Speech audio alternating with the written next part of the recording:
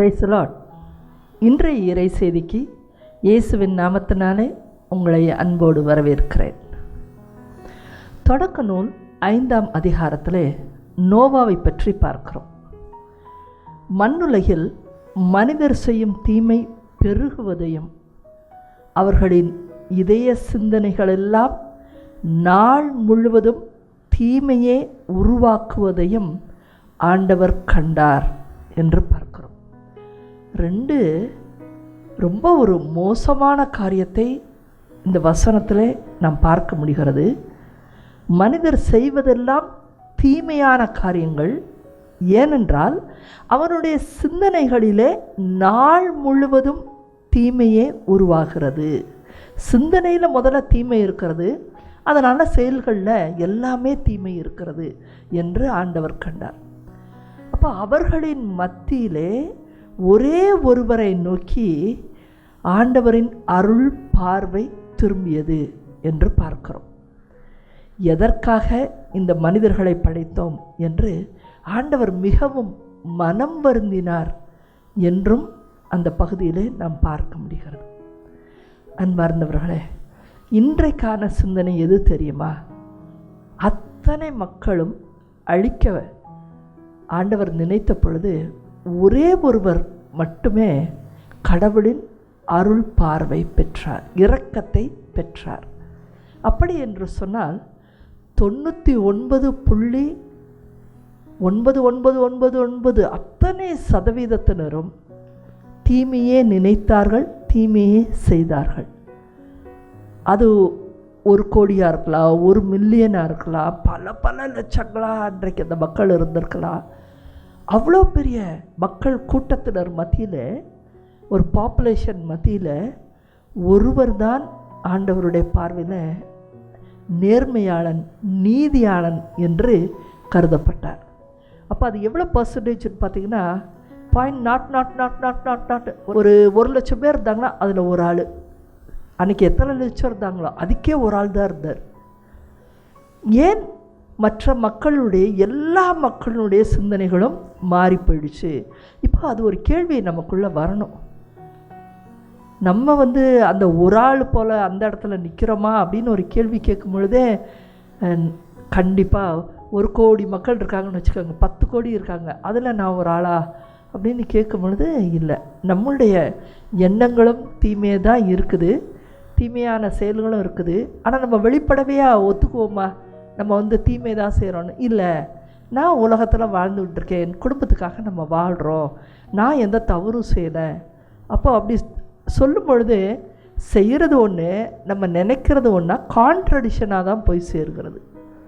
அப்போ ஏன் இத்தனை மக்களும் அன்றைய காலகட்டத்தில் எல்லோருமே தவறிழைத்தார்கள்? ஏன்? என்ன பிரச்சனை? ஏன் அவங்களுக்கு புரியலை அப்படின்னு பார்க்கும் பொழுது, கடவுளுடைய குரலை யார் கேட்டார்கள் என்று பார்க்கும்பொழுது ஆண்டவர் தான் இதை பேசுகிறாரு, இதைத்தான் செய்ய சொல்கிறாரு. அதை முழுவதுமாய் கேட்டு அதற்கு கீழ்ப்படியக்கூடிய ஒரு மனநிலை ஒரு ஆளுக்கு தான் இருந்திருக்கு. அப்போது கீழ்ப்படிதல் இங்கே 2வதாக வருகிறது, கேட்கிற திறன். நிறையா பேருக்கு கேட்கலாம், இன்றைக்கு கூட நிறையா பேருக்கு கடவுள் பேசுவது கேட்கலாம்.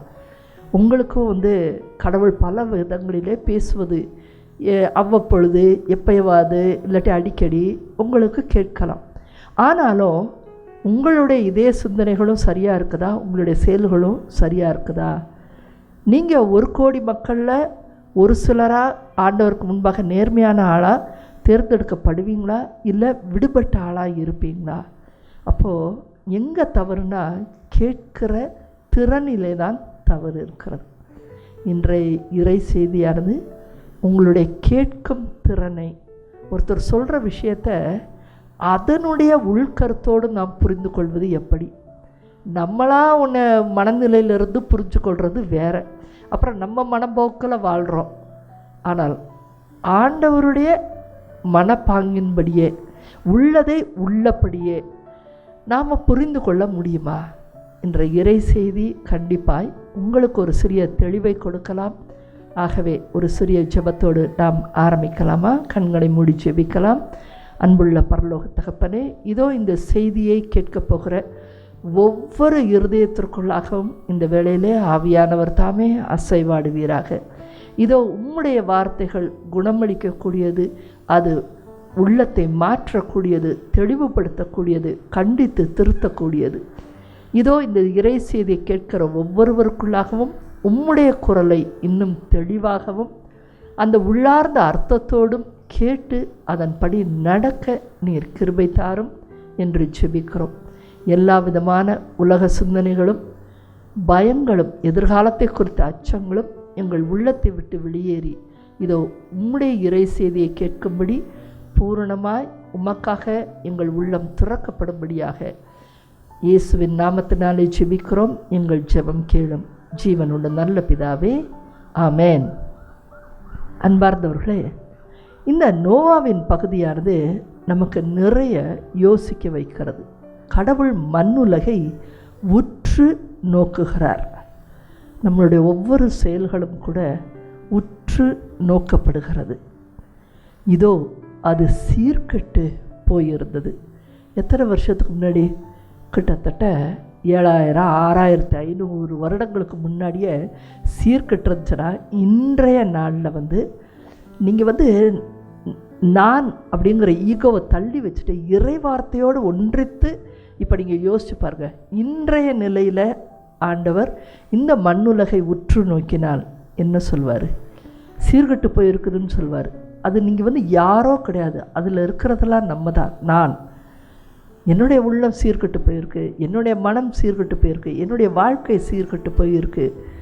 அதைத்தான் அவர் பார்ப்பார். அந்த எண்ணம் நமக்கு வேணும். மண்ணுலகில் ஒவ்வொருவரும் தீய வழியில் நடப்பதை அவர் பார்த்தார்.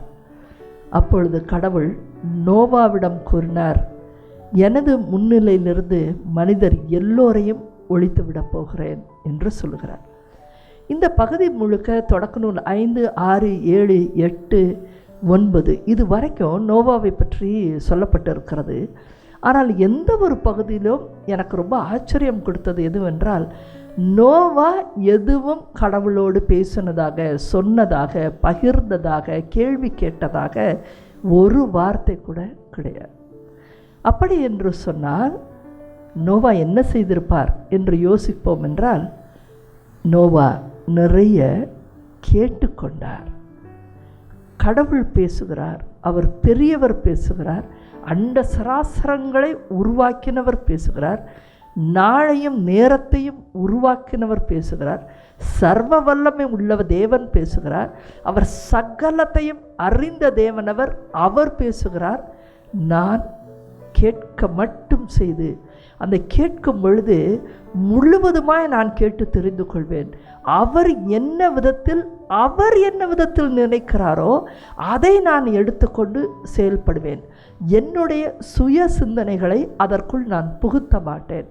அவர் சொல்வதை கேட்பது என்பது ஒரு அடிமை எஜமானனிடத்தில் இருப்பது போல. ஒரு அடிமை எப்படி இருப்பான்னா, தனக்குன்னு ஒரு சுய எண்ணமே இருக்காது. தன்னுடைய எஜமான் என்ன நினைக்கிறாரோ அதை செய்து முடிக்கிறவன். இந்த நேரத்தில் இதை செய், இதை அவங்கக்கிட்ட சொல்லு, இதை இப்படி செய்ன்னு சொன்னால் இன்றைக்கி நம்மெல்லாம் நிறைய அலைக்கழிக்கப்படுகிறோம். அந்த கொஞ்சம் நேரத்தில் பேசுகிறேன், நான் கொஞ்சம் பிஸியாக இருக்கிறேன், அப்புறம் அதை கண்டிப்பாக சொல்லுவேன், ஞாபகம் வச்சுக்கணும், நம்ம அப்புறம் செய்வோம், எல்லாவற்றையும் பிறந்தெழுகிறோம். ஆனால் அடிமை என்று நினைக்கிற ஒருவன் உடனடியாக அதை செய்து முடிப்பான். நோவாவினுடைய உள்ளமானது அவரை தன் எஜமானனாக அவர் ஏற்றுக்கொண்டார். அவர் சொல்வதை கிரகித்து, ஏனென்றால் நீங்கள் நினைக்கிறது போல இது சாதாரண விஷயம் கிடையாது. உலகம் அழிய போகிறது. இன்றைக்கு உங்ககிட்ட யார் கடவுளே சொன்னார்னா, நீங்கள் 1,00,000 கேள்விகளோடு தான் காத்திருப்பீர்கள். எப்படி அடியும்? என்னை மட்டும் தான் கூப்பிடுவீங்களா? நான் என்ன பண்ணேன்? அப்போ பக்கத்து வீட்டுக்காரன் என்ன ஆவா? உண்மைதானா? எந்த டேட்டு? உங்களை எப்படி நான் நம்புறது? நம்ம 1,00,000 கேள்விகளோடு காத்திருக்கிறோம். ஆனால் நோவா கேள்விகள் கேட்டிருந்தால் கண்டிப்பாக அது விவிலியத்தில் இடம் பெற்று இருக்கும். அவருக்கு சந்தேகங்கள் இருந்திருந்தாலும் கூட அது இடம் பெற்று இருக்கும். சந்தேகங்களே இல்லாமல் இருந்திருக்குமா அப்படின்னு கேட்டால் இருந்திருக்கும். ஏன் தெரியுமா? ஒருவர் சொல்வதை முழுவதுமாக கிரகித்தால் நமக்கு சந்தேகம் கிடையாது. ஒருவரிடத்தில் முழு நம்பிக்கை இருந்தால் நமக்கு சந்தேகங்கள், கேள்விகள் வராது. ஒருவர் சொல்வதை தாண்டி நாம் புரிந்து கொண்டோம் என்றால் ஆழமாக நமக்கு செய்வதில் தவறு ஏற்படாது. நம்முடைய எண்ணங்கள் கலக்கும் பொழுது தான் கேட்கிற திறனில் தோய்வு ஏற்படுகிறது. அவர் கேட்கிற திறனில் 100% தேர்ச்சி பெற்றிருந்தார் என்பதுதான் நாம் புரிந்து கொள்ள வேண்டும். கடவுள் பேசுகிறார், உலகம் அழியப் போகிறது, செய்வார், கடவுளால் எல்லாம் கூடும், அவரே பேசட்டும். அவர் சொன்னார், நான் தண்ணீரை கொண்டு அழிக்கப் போகிறேன். தண்ணீரா? நம்ம பார்க்குறது ஒரு கடலாக இருக்கலாம், ஒரு நதியாக அவர் பார்த்துருக்கலாம். சில இடங்களில் கடல் இல்லை, அதனால் அவர் பார்த்துருப்பாரா என்று கூட தெரியாது நமக்கு. அப்படி என்றால் தண்ணீர் எப்படி வந்து அழிக்கும்? கடவுள் பேசட்டும். அவர்தான் விளக்கம் அளித்து கொண்டே இருந்தார். 40 நாட்கள் மேகம் துறக்கப்பட போகிறது, பெரும் வெள்ளம் வரப்போகிறது. அவர் சொல்ல சொல்ல இவர் கிரகித்தார். அப்படி என்று சொன்னால் அவ்வளவு கடல் போன்ற தண்ணீர், கடல் அப்படியே பெயர்ந்து நிலத்திற்குள் வரும் என்று சொன்னால் கண்டிப்பாக ஒரு கப்பல், ஆர்க் ஒன்று தேவை என்பதை, ஒரு பேழை தேவை என்பதை அவர் புரிந்து கொண்டார். சொல்வதை உணர்வோடு எடுத்துக்கொள்ளும் பொழுது அடுத்து அவர் சொல்லப்போவதை நம்மால் முழுவதுமாய் புரிந்து கொள்ள முடியும். கேட்கிற திறனில் இதுதாங்க பெரிய விஷயம். முதல் வார்த்தையை நீங்கள் சரியாக புரிந்து கொண்டீர்கள் என்றால் இரண்டாவதாக அவர்கள் சொல்லப்போகிற விஷயத்திற்கு நீங்கள் தயாராகிவிட்டீர்கள் என்று அர்த்தமாகிறது. அடுத்தடுத்து நமக்கு ரொம்ப விளக்கம் தேவையில்லை. முதலதே ஒழுங்காக கேட்டுட்டோம்னாவே அடுத்தடுத்து புரியும், இதை நோக்கித்தான் அவர்கள் செல்லுகிறார்கள் என்று சொல்லி. இதைத்தான் இறை அடியார்கள் செய்து கொண்டிருக்கிறார்கள். அதன் பிறகு நீங்கள் பல இறையடியார்களை பார்க்க முடியும். தாவீதிலிருந்து, மோசேவிலிருந்து, ஆபிரகாமிலிருந்து எத்தனை இறையடியார்கள், புனித பவுல் வரைக்கும் நம்ம பார்க்கிறோம். முதலில் சொல்வது என்ன சொல்ல வருகிறார்கள், இதுதான் அவர்களுடைய எண்ணம், திட்டம், செயலாக்கம் என்று அதை ஏற்றுக்கொள்ளுகிற பொழுது, புரிந்து கொள்கிற பொழுது அடுத்தடுத்த பயணங்கள், அடுத்த திசைகள், செய்ய போகிற காரியங்கள் சுலபமாக தவறு இல்லாமல் நாம் புரிந்து கொள்ள முடிகிறது. நம்ம முதல் ஸ்டெப்பிலே தப்பாயிடுறோம். ஏனென்றால் எப்பொழுதோ சுய எண்ணங்கள் இருக்கிறது. அப்போ ஒருத்தர் சொல்கிறத கிரகிக்க இன்றைக்கு முடியாத மக்கள் தான் அன்றைய காலகட்டத்தில் 99.99% கிரகிக்க முடியாத மக்கள். ஆனால் உலகத்திலே அவர்களுக்கு என்ன பேர் இருக்குது தெரியுமா? அறிவாளிகள் என்று சொல்வார்கள். பெரிய அறிவாளிகளாக கருதப்படலாம். மற்றவங்க எல்லாரும் தானே அறிவாளிகள் என்று நினைத்து கொள்கிறார்கள். அவங்களுக்கு ஒரு ப்ரொஃபஷன் இருக்குது, ஒரு வேலை. அந்த இடத்துலலாம் நான் தான் பெரிய ஆள், நான் இல்லைன்னா அங்கே எதுவுமே ஓடாது, என்னை கேட்டு தான் எல்லாம் செய்வாங்க, நான் அந்த இடத்துல ரொம்ப முக்கியமான ஆள் என்று எல்லாருக்குள்ளேயும் பெருமை இருக்கிறது. ஆனால் கிரகிப்பின் தன்மை உலகத்தை சார்ந்து நாம் பெரியவர்கள் என்று கருதவே முடியாது. கடவுள் சொல்லுகிற வார்த்தையை எவ்வளவு கிரகிக்கிறானோ அவனைத்தான் ஞானி என்று சொல்லுகிறோம். உலகத்தில் இருக்கிறவனை யாரும் வெரி ஹைலி விஸ்டம் பர்சன் என்று சொல்வதே இல்லை. இஸ் அன் இன்டெலிஜென்ட் பர்சன் என்று தான் நம்ம சொல்லுவோம், புத்திசாலி என்று தான் சொல்லுவோம். ஆண்டவரை பற்றிய அறிவு இருப்பவனை புத்திசாலி என்று சொல்வதில்லை, ஞானி என்று சொல்கிறோம். ரெண்டுக்கு வேற வித்தியாசம் இருக்கிறது. இன்றைக்கு நம்ம உலகத்தை பார்வையில் வைத்து கொண்டு எனக்கு எல்லாம் புரிகிறது, எனக்கு கிரகிக்க முடிகிறது, எனக்கும் கடவுளோட தொடர்பு இருக்கிறது என்று நாம தான் தவறுதலாக போய்கொண்டு இருக்கிறோம். நமக்கு ஞானம் இருக்கிறதா? அதை வச்சு தான் இருக்குது. ஞானம் நம்முடைய வாழ்க்கையில் எடுத்து செல்வதில் இருக்குது. நம்ம எங்கேயாவது போய் மாதத்துக்கு ஒரு தடவையோ இல்லாட்டி வருஷத்துக்கு ஒரு தடவையோ எங்கேயோ போய் முட்டி நிற்கிறோமா? எங்கேயாவது அசிங்கப்படுகிறோமா? ரொம்ப கவலையில் ஆழ்ந்துறோமா? இதை நம்ம இப்படி செஞ்சுருக்கக்கூடாதுன்னு நினைக்கிறோமா? என்னோடய குணம் இன்னும் மாறலே நம்ம நினைக்கிறோமா? நம்ம இன்னும் ஆசைகளினால் அலைகழிக்கப்படுறோமா? இந்த இடத்துல எல்லாம் ஞானம் இல்லை. அப்படி என்றால் ஆண்டவருடைய வார்த்தையும் அவருடைய குரலையும் கூட நம்மால் கிரகிக்க முடியாதவர்களாக இருக்கிறோம். இதைத்தான் நமக்கு செவிகள் இருந்தோ கேட்கவே முடியறதில்லை. அதை பெரிய ஒரு விஷயத்தை கடவுள் சொன்னாலும் நம்முடைய கண்ணோட்டத்தில் மனித அறிவு இவ்வளோதான். கடவுளுடைய அறிவோ வானுளவு பரலோகம் அதுக்கு மேலேயும் உயர்ந்ததாக இருக்கிறது. இந்த சிறிய அளவில் நம்ம கேட்டு புரிந்து கொண்டு நம்ம செயல்படுத்தும் பொழுது தான் எல்லாமே தவறாக போய் முடிகிறது. அதைத்தான் இந்த பகுதி சொல்கிறது. 99.999% மக்கள் தவறுதலாக வாழ்ந்து கொண்டிருந்தார்கள், ஆனால் பெருமையோடு வாழ்ந்தார்கள். ஏன்னா நோவா சொல்கிறார், உலகம் அழிய போகிறது. கடவுள் எனக்கு தெளிவாக சொன்னார். கண்களுக்கு முன்பாக ஒரு டெமான்ஸ்ட்ரேஷன் அந்த மக்களுக்கு இருந்தது. அந்த பேழை உருவாகி கொண்டே இருந்தது. கண்கள் பார்த்தது, எல்லா கண்களும் பார்த்துச்சு. ஏன்னா அவ்வளோ பெரிய பேழையை ஒரு இடத்துல கட்டிக்கிட்டு இருக்கான் ஒருத்தன். அப்போ எல்லாருக்கும் கேள்விகள் வரும். அவர்களுடைய காதுகள் எல்லாம் கேட்டது. நோவா தான் உணர்ந்ததை செய்து காட்டினார். அதனால் நல்ல உணர்வோடு தான், தெளிவான ஒரு உணர்வை கொண்டு தான் மக்களிடத்திலும் பகிர்ந்திருப்பார். Sharing, he was witnessing.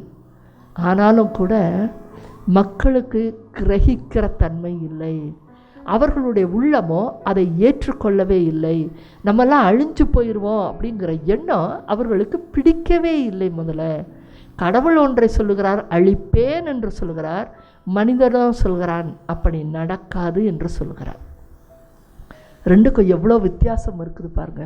நடுவில் ஒரே ஒரு மனுஷன்தான், அவர் நடத்துவேன் என்று சொன்னால் அவர் செய்து முடிப்பார், அவர் கண்டிப்பாக செஞ்சிருவார். நான் பிழைக்க வேண்டும் என்று சொன்னால் பேழை தேவை என்று புரிந்து கொண்டார். ஒரே ஒரு மனிதன்தான் புரிந்து கொண்டார்.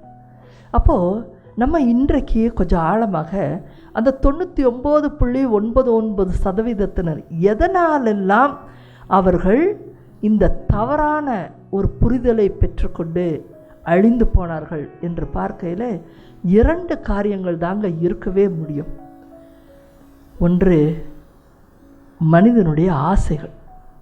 அளவுக்கு அதிகமான ஆசைகள். இன்றைக்கு கண் பார்க்கறதில் ஆசைகள் இருக்குது, கேட்ட உடனே ஆசைகள் வருகிறது. தீய எண்ண நாட்டங்களினாலே, ஆசைகளினாலே அலைகழிக்கப்படுகிறார்கள். ஆசைகள். இன்னொன்று அவனுடைய பெருமை. இந்த 2ஐயும் தான் இன்றைக்கு அழிகக்கூடிய மக்கள் மத்தியில் காணப்படுகிற காரியம். இந்த 2 எப்படி இருக்குது தெரியுமா? 2 கண்கள் போல இருக்குது. எல்லாருக்குமே 2 கண் இருக்குது. ஒரு கண் இந்த டிசையர்ஸ், ஆசைகளினாலே நிறைந்திருக்கிறது. அதாவது எனக்கு ஆசையே இல்லைங்க, நான் அப்படியே திறந்து போயிருக்கேன் சொல்ல முடியாது. ஒருத்தர் ஏற்ற வீட்டில் வந்து கார் வாங்கி நிற்கிறான்னா நம்முடைய கண் பார்க்குது, அந்த காரை அப்படியே பார்க்குது. வாங்கியிருக்கா, நம்ம வீட்டில் கார் இல்லை பாரு. ஒரு எண்ணம் வராத மனிதனே இருக்க முடியாது. ஒருத்தர் நல்லா ட்ரெஸ் பண்ணியிருக்கிறாங்க, உடனே எப்படி பார்க்குறோம், இவங்க வாங்குகிற சம்பளத்துக்கு எவ்வளோ காஸ்ட்லியாக கட்டுறாங்க பாரு, எப்படி வாங்குகிறாங்க. கண் பார்க்கிறது. நம்ம எப்பொழுதுமே ஆசைகளினாலே உந்தப்படுகிறோம். அடுத்தவங்களோட எப்போவுமே வாழ்க்கை வந்து கம்பேரிசனில் தான் போகுது. யாருமே முழு திருப்தியாய் வாழ்வதில்லை. துறக்கலையில் எதையுமே துறக்காத பொழுது நமக்கு வேண்டும் என்கிற மனநிலை இருக்கிறது. இன்னொரு பக்கம் அது என்ன பண்ணுதுன்னா பெருமை. எனக்கு என்ன குறை, நானும் நல்லா தான் இருக்கிறேன், அவங்கள போல் நானும் ஒரு நாள் வருவேன், நானும் செஞ்சு காமிக்கிறேன் பாரு, என்ன எப்படி சொல்ல போச்சு.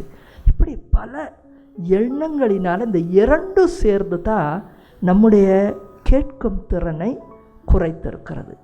அப்போது இது எந்த அளவிற்கு இந்த 2 காரியங்களும் நம்முடைய வாழ்க்கையில் இந்த கேட்கிற திறனை ரொம்ப ரொம்ப குறைக்கிறது என்று பார்க்கும் பொழுது, நோவாவின் காலத்திற்கு பிறகு நம்ம அடுத்து வருகிற இந்த எகிப்திலிருந்து ஆண்டவர் அழைத்து வந்த இஸ்ரேல் மக்களை பற்றி இப்போ கொஞ்சம் தியானிப்போம். பாருங்கள், 40 வருட காலம் கடவுள் எங்கே இருந்தார்? பரலோகத்திலே இருந்து கொண்டு இருக்கவில்லை, அவர்களோட கூட இருந்தார்.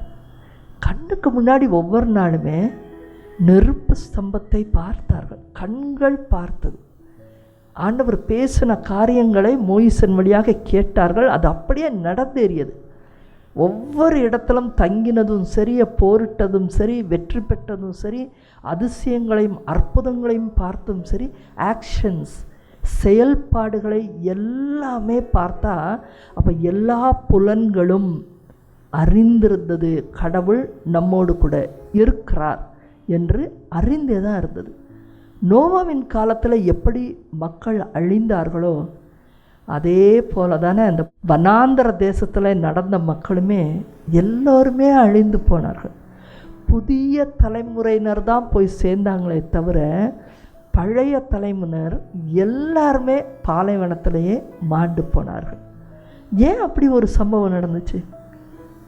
கண்கள் பார்க்கிறது, செவிகள் கேட்கிறது, நாவுகள் மன்னாவை உண்டு அதை ருசி பார்த்திருக்கிறது, செங்கடல் இரண்டாக பிளந்தது, இருதயம் அறிந்து கொண்டது, எல்லாமே தெரியும்.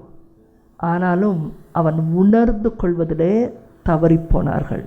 கேட்கிற திறன், அதை புரிந்து கொள்கிற திறன். இப்போ கேட்கறதுனா ஒருத்தர் சொல்கிறத முழுசாக காதில் கேட்குதாங்கிறதுல கேட்டு நாம் புரிந்து கொள்கிற திறனில் தான் ஒவ்வொருத்தரும் இன்னைக்கு மாறுபடுகிறோம்.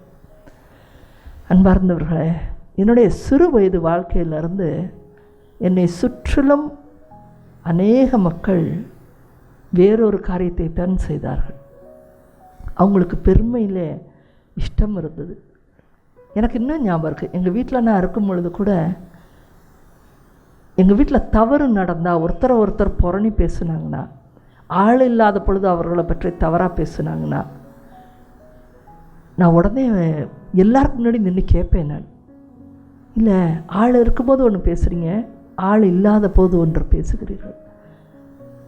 இது முரண்பாடு. முதல்ல இப்படி வாழவே கூடாது, இது சரியில்லை அப்படின்னு சொல்லி நான் கேட்டப்போ எனக்கு 5th standard 8th standard 9th standard எப்போவுமே தப்புனா நின்றுட்டே இருப்பேன்.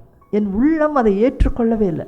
அப்போ நான் புரிந்து கொண்ட விதம் அப்படி, இது தவறுனா தவறு தான், இது நான் புரிந்து கொண்ட விதம். ஆனால் என்னை சுற்றிலும் இருப்பாங்க, என்ன பேசிட்டோம், அப்படியே ஒன்றுமே இல்லை, இதை போய் பெருசுப்படுத்தாத, இப்படி போய் எல்லாருக்கும் முன்னாடி கேட்காத, என்ன நீ ஊரோடு ஒத்து போக மாட்டேங்கிற. ஊரோடு ஒத்து போகவே முடியாது. ஒருவருக்கு முழு உணர்வு பெற்றுக்கொண்டீர்கள் என்று சொன்னார். அது கண்டிப்பாக ஒத்து போகவே முடியாது. அதனால் தான் கடவுளுக்குரிய இறையடியார்கள் ஒதுக்கப்படுகிறார்கள் அல்லது ஒதுங்கி போகிறார்கள். நீங்கள் ஒத்து போகவே முடியாது. உண்மையில் நிற்க நாம் கற்றுக்கொள்ள வேண்டும். அந்த கேட்டதை புரிந்து கொண்டு செயல்பாடுகள் இருந்துச்சுன்னா அந்த உண்மை நம்முடைய வாழ்க்கையிலே வரும். இஸ்ரேலர்கள் அடிமைத்தனத்திலிருந்து மீண்டு வந்தாங்க.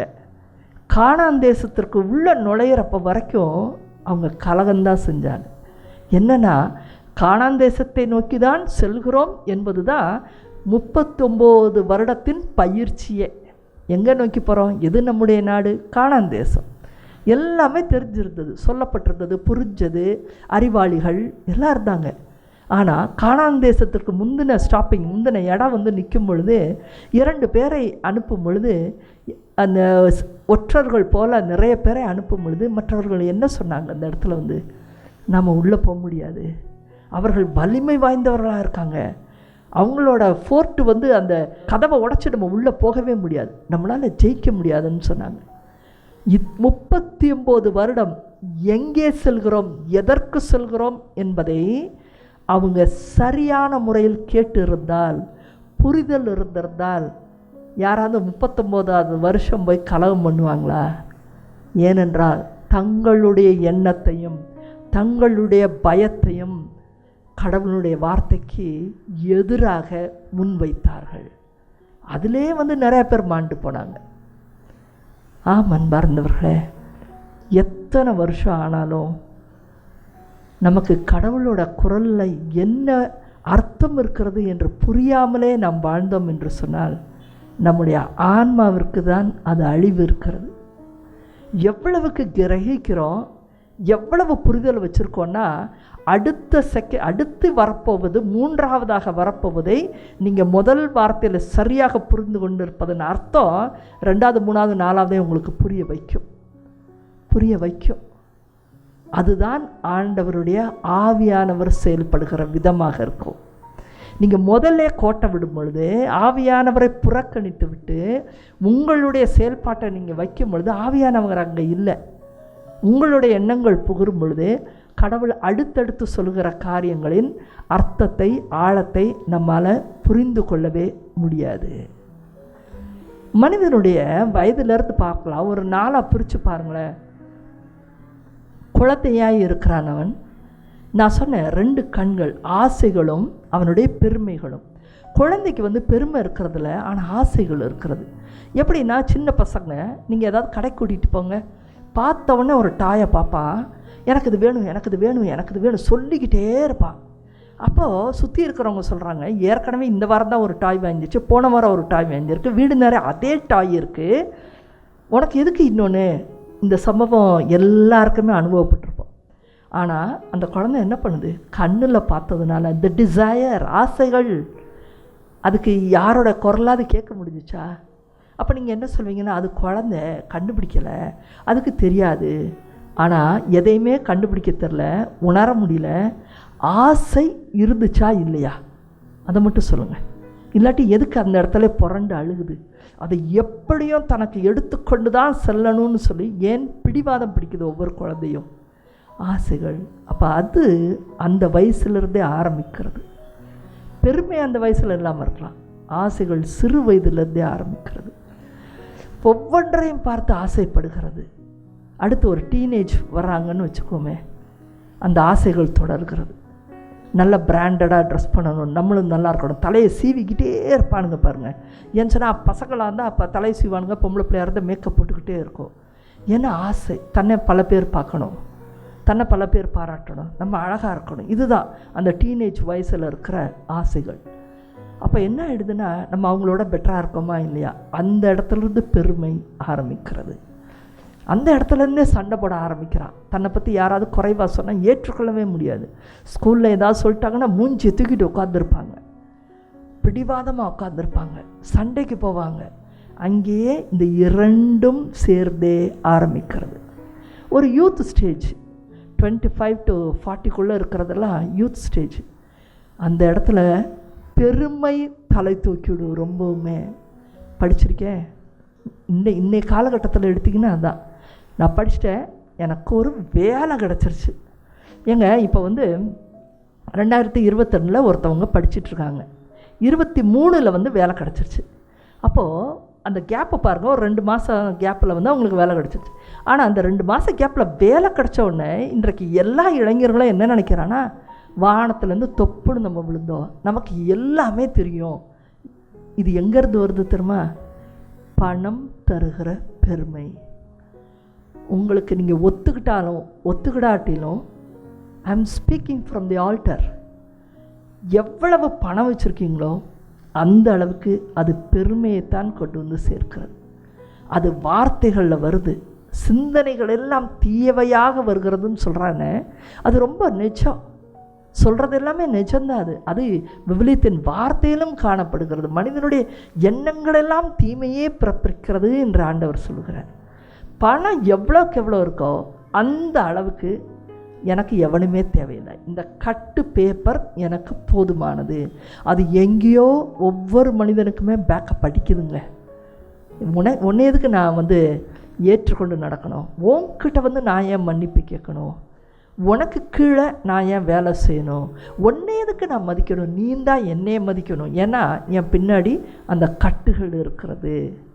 அந்த பேப்பருக்கு தான் அவங்க மதிப்பு கொடுத்து மற்றவர்களை மதிப்பழக்க இன்றைய யூத்துகள் அப்படி தான் நடந்து கொள்கிறார்கள். அன்பார்ந்தவர்களே, நீங்கள் எதை விதைக்கிறீர்களோ அதைத்தான் நீங்கள் அறுவடை செய்ய முடியும். இந்த இடத்துல ஒரு உண்மை சம்பவத்தை நான் பகிர்ந்து கொள்ள ஆசைப்படுகிறேன். நம்ம இடத்துல ஒரு பிள்ளைக்கு சமீபத்தில் திருமண காரியம் ரொம்ப டிலே ஆகிட்டே இருந்துச்சு. அதனால் அந்த பொண்ணுக்கு நான் ரொம்ப தீவிரமாக ஒரு பையனை பார்த்துட்டே இருந்தேன். அப்போ எனக்கு என்ன தோணுச்சுன்னா, இந்த பிள்ளை நிறைய ஊழியத்தில் ஈடுபாட்டோடு இருக்கிறவங்க, அதனால் ஊழியத்தை செய்ய அனுமதி கொடுக்குற ஒரு நட்போடு இருக்கிற ஒரு பையன் வேணும்னு சொல்லி நான் தேடி தேடி எங்கேயுமே எனக்கு கிடைக்கல. கடைசியில் ஒரு பெந்தகோஸ்தே பையனை நான் எதேச்சியாக ஒரு பையனை நான் பார்க்க நேர்ந்தது. அவனை பற்றி நான் விசாரித்தப்போ அவன் சொன்னான், இன்னும் திருமணம் ஆகலை, நான் ஒரு சர்ச்சில் கீபோர்டு வாசிச்சுட்டு ப்ரைஸ் அண்ட் வர்ஷிப்பெல்லாம் எடுப்பேன் அப்படின்னு சொன்னான்.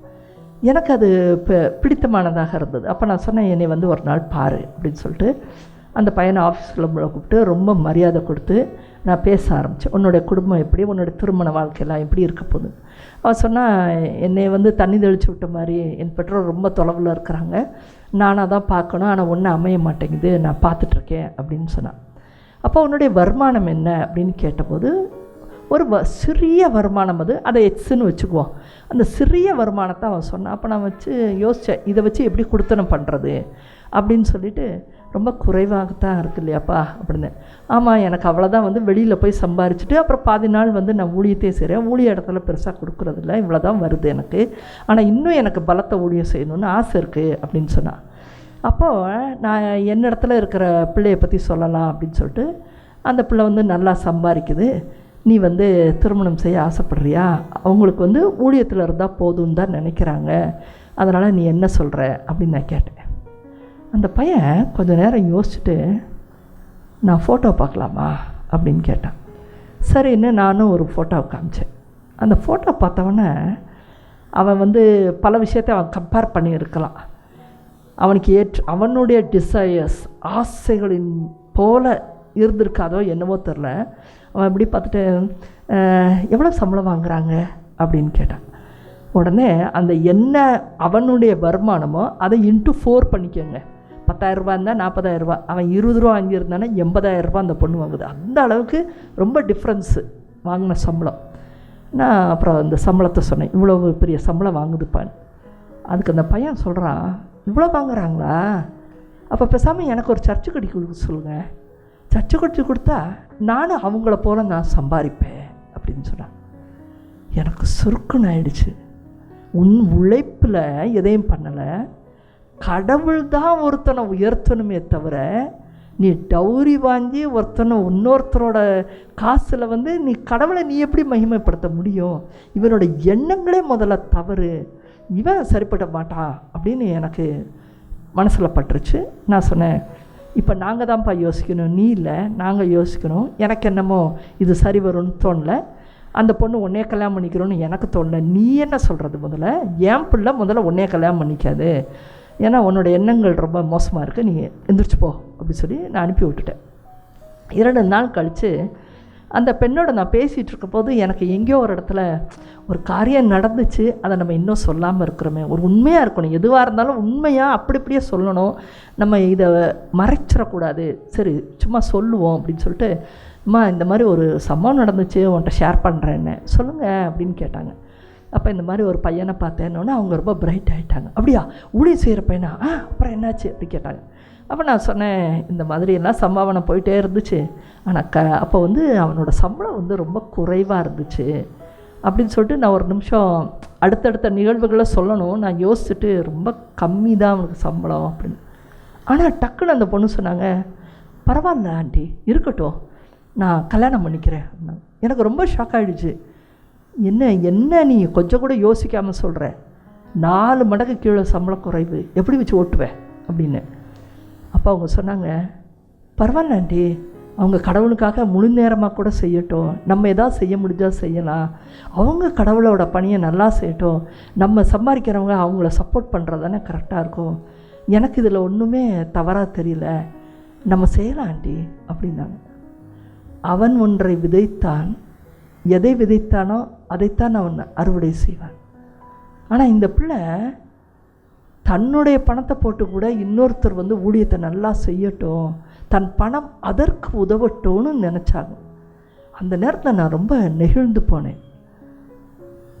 நல்லவற்றை விதையுங்கள், அதைத்தான் நீங்கள் சில காலத்தில் அறுவடை செய்வீர்கள். எதை விதைக்கிறீர்களோ அதைத்தான் அறுவடை செய்ய முடியும். நான் அன்னைக்கு இந்த விஷயத்தை கடவுள்கிட்ட அப்படியே எடுத்துகிட்டு போனேன். ஆண்டவரே என்ன பேசுனான்னு பார்த்தீங்களா, அந்த பையன் என்ன பேசுனா, இந்த பொண்ணு என்ன பேசுச்சு, இந்த பொண்ணுக்கு ஏற்ற ஒரு மணமகனை என்றைக்கும் சந்தோஷமாக இருக்கக்கூடிய அளவிற்கு ஒரு மணமகனை நீங்கள் எனக்கு கொடுக்கணும். ஏன்னா இதை ஏன் நான் ரெக்கமெண்டேஷன் கொண்டு வந்தேன்னா அவங்க என்ன சொல்லியிருக்காங்கன்னு பாருங்கள். அதை எடுத்துகிட்டு போகிறதுக்கு எனக்கு ஒரு கருவி, ஒரு விஷயம் என் கையில் இருந்துச்சு அன்னைக்கு. அதன் பிரகாரமாகவே அவங்களுக்கு ஒரு நல்ல ஏற்றாற் போல், குடும்பத்துக்கு ஏற்றாற் போல் புரிந்து கொள்ளக்கூடிய ஒரு மணமகன் கிடைச்சாங்க. அன்பார்ந்தவர்களே, டிசையர்ஸ், ஆசைகளுக்கும் உண்மையாய் புரிந்து கொண்டு வாழ்க்கை நடத்துவதற்கும் ரொம்ப வித்தியாசம் இருக்கிறது. ஆனால் இன்றைக்கி நிறையா பேரோட டிசையர்ஸ், ஆசைகள் தான் வெற்றி பெறுது. கால்குலேட்டிவாக இருக்கிறாங்க. இவங்களோட சேர்ந்தால் நமக்கு என்ன கிடைக்கும், இவங்க பணக்காரங்க, இவங்களோட நம்ம ஃப்ரெண்ட்ஷிப் வச்சுக்கலாம், இவங்களோட நம்ம திருமணம் வைத்து கொள்ளலாம். இப்படி இருந்தால் தான் இது சரியாக வரும். கணக்கு போட்டு நீ எதையெல்லாம் ஃப்யூச்சரில் இப்படி கணக்கு போட்டால் இப்படி நடக்கும்னு உன்னுடைய அறிவினாலே நீ கணக்கு போட்டு நீ கால் எடுத்து வைக்கிற. கடவுளுடைய குரல் இங்கே எங்கேயுமே இல்லை. வெறும் அறிவாற்றினால் செய்யப்படுகிறது எல்லாமே எங்கேயோ போய் சிக்கலில் கொண்டு போய் முடியும். அதனால்தான் இன்றைக்கு உலகமெங்கும் துன்பம் நிறைந்து காணப்படுகிறது. பணக்காரன், ஏழை, படித்தவன் எவ்வளோ வச்சிருந்தாலும் சரி, அவன் வீட்டிலே துன்பம் காத்திருக்கிறது. இன்றைக்கி அமெரிக்க தேசத்துக்குள்ளே போய் பார்த்தா எனக்கு ஆச்சரியம். நம்ம ஊரில் அப்படி கிடையாதுங்க.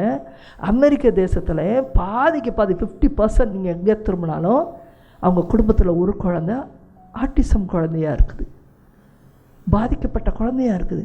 இந்த தேசத்தில் எல்லாமே சுத்தம், எல்லாமே நலமாக இருக்கிறது. ஆனால் ஏன் ஆட்டிச குழந்தைங்க ஏன் இங்கே ஜாஸ்தியாக தெரிகிறார்கள்? நம்ம ஊரில் அப்படி கிடையாது. எல்லாம் இருக்கலாம், எங்கேயோ ஒரு பலத்த காயம் வாழ்க்கையில் இருந்து கொண்டே இருக்கிறது. நல்லா தானே இருக்கிறோம், நல்லவங்க தானே நம்ம. ஏன் நடந்துச்சு?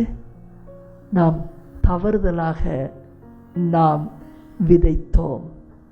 நம்முடைய டிசையர்ஸ், ஆசைகள் விதைத்தது, அதனுடைய பலனை தான் நம்ம வாழ்க்கையில் பார்த்துட்டே இருக்கிறோம். ஆசைகளை துறக்க முடியுமா? இந்த பெருமைகளை துறக்க முடியுமா? ஓகே, நம்ம இப்போ யூத் ஸ்டேஜ் வரைக்கும் பார்த்தோம், அதை முடிச்சிடலாம். அப்போ 40 வயசுக்கு மேலேங்கிறது கடைசி வரைக்கும் 80-90ன்னு வச்சுக்கோமே. அவன் எப்பொழுதுமே ஆசைகளினாலும் அவனுடைய பெருமையினாலுமே இன்றைக்கி வாழ்ந்து கொண்டே இருக்கிறான். போன ஒரு 2-3 வாரம் இருக்கணும்னு நினைக்கிறேன். நீங்கள் சமீபத்தில் ஒரு செய்தியை எல்லா இடத்துலையும் பார்த்துருப்பீங்கன்னு நினைக்கிறேன். ஒரு ஆணவ கொலை. 2 பேரும் வேறு ஜாதியில் கல்யாணம் பண்ணிட்டாங்கன்னு சொல்லி அந்த பெண்ணு திருமணம் பண்ணிடுச்சுன்னு சொன்னோன்னே அடுத்த நாளே கூட்டிகிட்டு போய் நயந்து பேசி அன்றைக்கு இரவே அவளை பெட்ரோல் ஊற்றி கொளுத்தி சுத்தமாக சாம்பலாக்கி எதுவுமே இல்லாமல் கழுவிட்டு தடயத்துக்கே வழி இல்லாமல், எந்த விதத்தில் மாட்டாதபடி தடயத்துக்கே வழி இல்லாமல் அப்படி ஒரு கொலை செய்யப்பட்டது. யாருனாலும் கேட்டான்னா சொந்த பெற்றோர்னால செய்யப்பட்டது. இப்போ இதை நீங்கள் கேட்கும் பொழுது உங்களுக்கு எல்லாமே டிஸ்டன்ட்டு தான் இருக்கும். எங்கேயோ நடக்குது, யாரோ ஏதோ செஞ்சாங்க, இல்லை நம்ம பக்கத்தில் இருக்கவங்க செஞ்சாங்க. எனக்கு இதை பார்க்கும் பொழுது அதிர்ச்சி என்னவாக இருந்துச்சு தெரியுமா? அது ஒரு பெரிய கொலைகார குடும்பம் கிடையாது, பெரிய படித்த குடும்பம் கிடையாது, செல்வந்த குடும்பம் கிடையாதுங்க. கிராமத்து ஜனம், ஓலை குடிசை வீட்டில் வாழ்கிற ஜனம். அந்த 2 பேரும் வயசானவங்க கிராமத்தில் ரொம்ப குச்சியாக வெள்ளந்தியாக இப்படி உட்காந்துருப்பாங்களே, அப்படிப்பட்ட ஜனம். ஆனால் எவ்வளவு ஆக்ரோஷம், கோபம், வன்மம் எவ்வளவு வச்சுருந்தாங்கன்னா, இப்படி அவங்க நயந்து கூட்டிகிட்டு போலீஸ் ஸ்டேஷன்லேருந்து கூட்டிகிட்டு வர்றாங்க. போலீஸுக்கு பயம் இல்லை, அடுத்து என்ன வரும்னு பயம் இல்லை. ஆனால் எவ்வளவு புத்திசாலித்தனமாக இந்த அறிவாற்றல் எரித்து சாம்பலாக்கி அந்த தண்ணீரை கரைச்சிட்டாங்களாம் வெளியில் போய், தடையமே இல்லாதபடி. ஆனால் இப்போ பிள்ளை இல்லைங்கிற ஒரே காரணத்தினால அவங்க மாட்டிக்கிட்டாங்க. நீ அழைச்சிட்டு வந்ததை ஊரே சொல்லுது, அந்த பொண்ணோட உள்ளே வந்த போலீஸ் ஸ்டேஷனில் கையெழுத்து போட்டு கூட்டினேன், இன்றைக்கி இல்லை. அப்போ எங்கே அந்த பொண்ணு? அப்போ நீ தானே ஏதோ பண்ணிட்ட. இதை தான் சொல்ல முடியுதே தவிர வேறு எதையும் சொல்ல முடியல. இது சமீபத்தில் நடந்தது.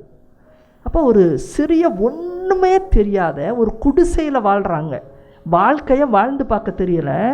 ஆனால் எவ்வளவு கோபம், ஆங்காரம். இதை போன்று தான் இன்றைக்கு உலகமெங்கும் இருக்கிறவங்கக்கிட்ட உள்ளத்துக்குள்ள வன்மம், கோபம், பொறாமை, இது எல்லாம் இருந்து ஒவ்வொரு நிமிஷமும் அலைக்கழிக்கிறது. அப்போ கடவுள் உள்ளத்தை தானே பார்க்கிறார். நீங்கள் என்ன நினைக்கிறீங்க, எதை விதைக்கிறீங்க, எதை நோக்கி போகிறீங்க, எவ்வளவு மறைக்கிறீங்க நீங்கள் ஒவ்வொருத்தர்கிட்டேருந்தும், எவ்வளவு கேல்குலேட்டிவ். இவங்கள்கிட்ட சொல்லணும், இவங்ககிட்ட இந்த விஷயத்த சொல்லக்கூடாது, கேல்குலேட்டிவாக எப்படி வாழ்கிறீங்க. கடவுளுக்கு இதெல்லாம் அருவருப்பானது. அப்போ என்ன பண்ணுறாருன்னா, 99% மக்கள்கிட்ட அவர் பேசுகிறதே இல்லை. முதல்ல நீங்கள் எக்ஸோடஸ் பகுதியை படிக்கும் பொழுது மோயிசனோடு அந்த 40 லட்சம் மக்கள் வராங்க, கடவுள் யாரிடமும் பேசலை. நீ பாரு, கண் இருந்தால் பாரு, நடக்கிறத புரிந்து கொள், கண்ணுக்கு முன்னாடி நான் இருக்கிறேன், அதுக்கு மேலே நான் எதுக்கு பேசணும்? நான் பேச விரும்பவில்லை, நான் ஒருவனோடு மட்டுமே பேசுவேன்னு அப்போவே அவர் தன்னை தற்காத்து கொண்டார். இன்றைக்கு கொஞ்ச நேரம் பைபிள் படிச்சுட்டா எல்லா மக்களும் இன்றைக்கி கடவுள் என் கூட பேசுகிறாரு, கடவுள் என் கூட இருக்கிறார், கடவுள் தான் என்னை இப்படி வழி நடத்தினார், கடவுள் தான் இந்த காரியத்தை செய்ய சொல்கிறார் என்று நீங்கள் சொல்லுவது உண்மைதானா? முதல்ல கடவுள் தான் உங்கள்கிட்ட பேசுகிறாரா? கடவுள் பேசும் அளவுக்கு உங்களுக்கு கிரகிக்கிற திறன் இருக்கிறதா? முதல்ல கிரகிக்கிற திறன் எப்பொழுது வரும்? அதை பார்க்கும் பொழுது அன்பார்ந்தவர்களே, 1 யோவான் 2ஆம் அதிகாரம் 15ஆம் வசனம் தெளிவாக சொல்கிறது. 1 யோவான் 2:15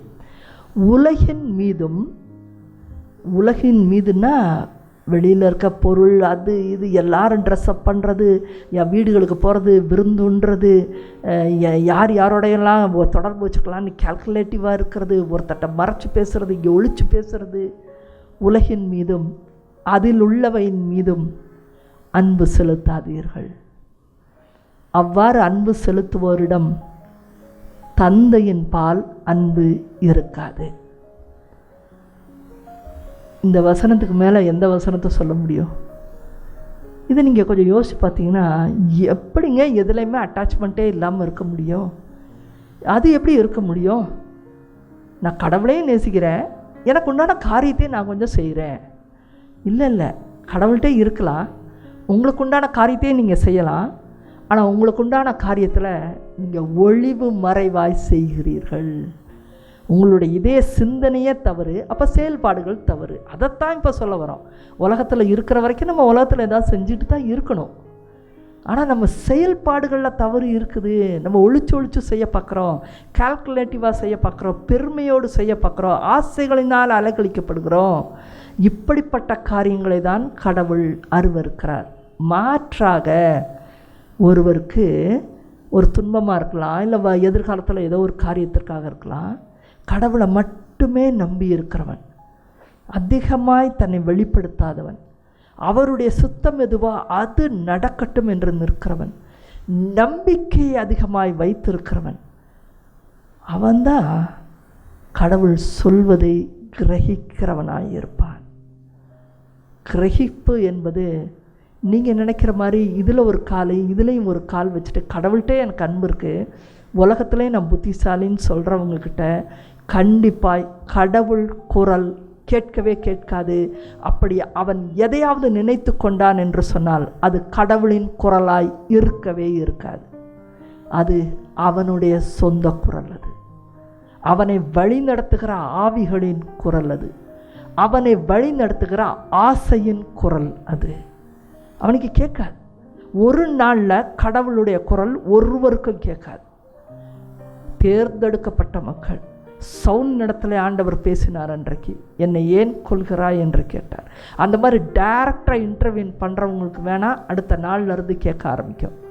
இல்லையா, சாதாரண மக்களாகிய உங்களிடத்துல அது ஒரு பயிற்சி, பல வருட காலம் நடக்கணும். ஆபிரகாமுக்கு ஆண்டவர் சோதித்து பார்த்தார். நீங்கள் எந்த ஒரு இறைவாக்கினர் எடுத்துக்கங்க, அது மோசேயிலிருந்து ஆபிரகாம், பவுல், ஏன் இன்றைக்கு என்னிடத்துல வரைக்கும் கூட நான் கடவுளை நேரடியாக பார்த்தேன் அப்படின்னு சொன்னால் எனக்கு குரல் கேட்டுச்சு அன்றைக்கி. ஆனால் அதனால நான் மாற்றப்படலை.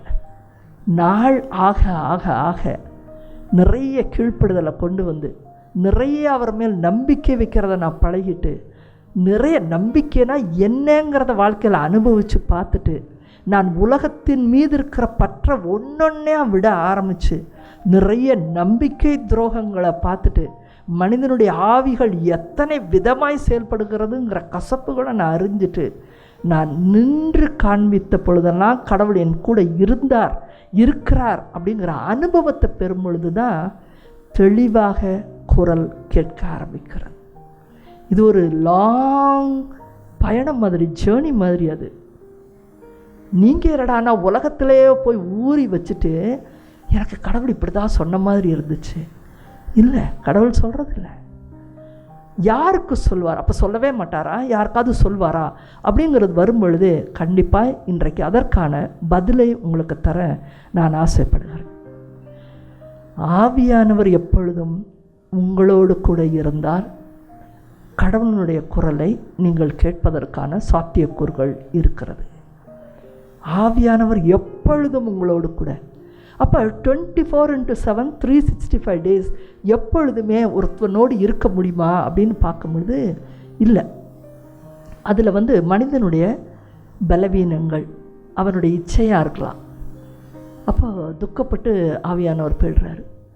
அவனுடைய சோம்பேறித்தனம், எப்பவும் சோம்பேறியாகவே வேலை இருக்கும், ஆனால் செய்யவே மாட்டான்.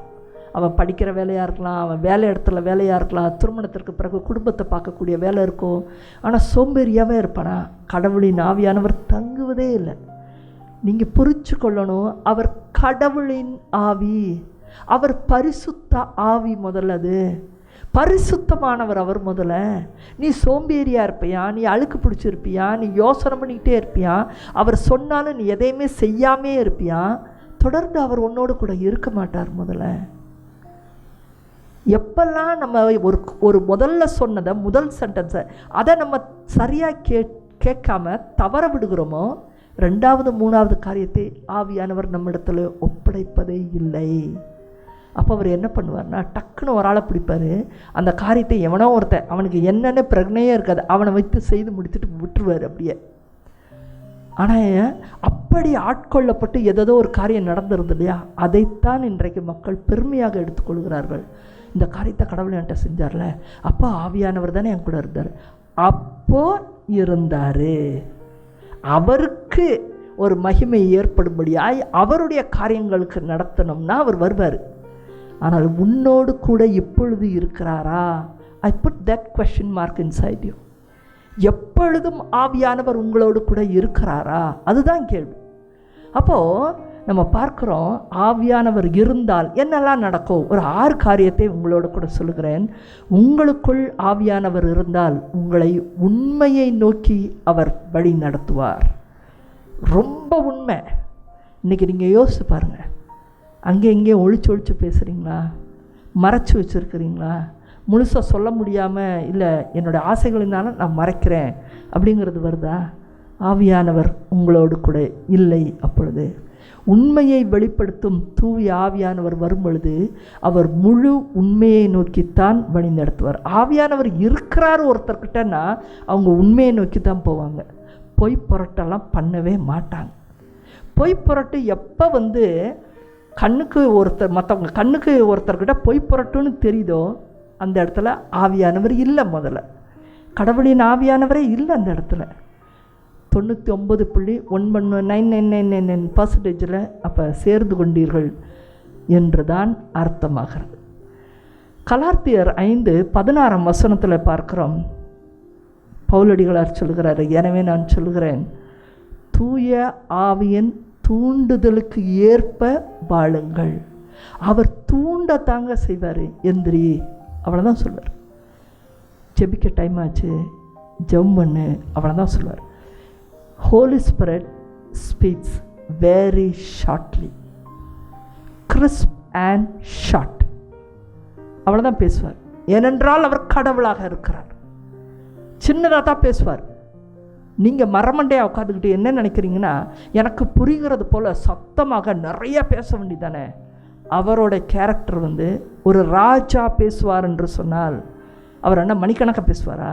ஒரு கட்டளை தான் கொடுப்பார். எந்திரி அப்படின்னு சொன்னார்னா அவனுடைய ஜனமெல்லாம் எந்திரிக்கும். ஒரு வார்த்தை தான் சொல்லுவார். உங்களுக்கு அதிகாரத்தினுடைய பலம் என்னன்னே உங்களுக்கு தெரியலன்னு அர்த்தம். அப்போ ஆவியானவர் எப்பொழுதும் சிறிதாக 2 வார்த்தை, ஒரு வார்த்தை இவ்வளோதான் பேசுவார். எழுந்திரின்னு காலையில் ஜெபின்னு சொல்வார். அவருக்கு ஃபோன் பண்ணுன்னு அவரை ஞாபகத்தான் படுத்துவார். எவ்வளவுக்கு எவ்வளோ ஒரு பெரிய காரியத்தை ஷார்ட் ஃபார்ம் பண்ணுங்கள், அவ்வளோதான் நமக்கு சொல்லப்படும். ஃபோன் அவருக்கு அவ்வளோதான். ஆனால் நம்ம உடனே என்ன பண்ணுறோம், அப்புறம் கூப்பிட்றேன், நான் இப்போ பிஸியாக இருக்கிறேன், அடுத்த காரியம் உங்களுக்கு நடக்கவே நடக்காது அந்த இடத்துல. இப்படி தான் எல்லாத்துலேயுமே விட்டுப்படுறோம். அப்போ டக்குன்னு செய்ய முடியுமா?